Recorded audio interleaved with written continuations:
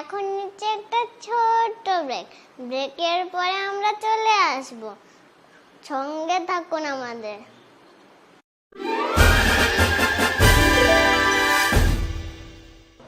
এরপর ফিরে এসেছি, বাকি রান্না দেখে নিন।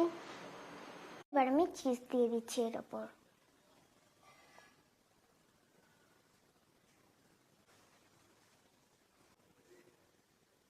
চিজগুলো দেওয়া হয়ে গেছে। এবার আমি লাস্ট ফিনিশিংটা টমেটো সসটা আবার ড্রপিং করে দিচ্ছি।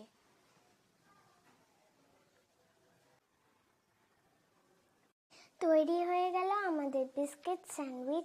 দেখলে তো কত সহজেই আমি বানিয়ে ফেললাম। আর তোমাদের যদি এই বিস্কিট স্যান্ডউইচটা খুব ভালো লাগে তাহলে প্লিজ লাইক শেয়ার করো আর কমেন্ট করো। আর হ্যাঁ, এটা কিন্তু অবশ্যই বাড়িতে বানাবে।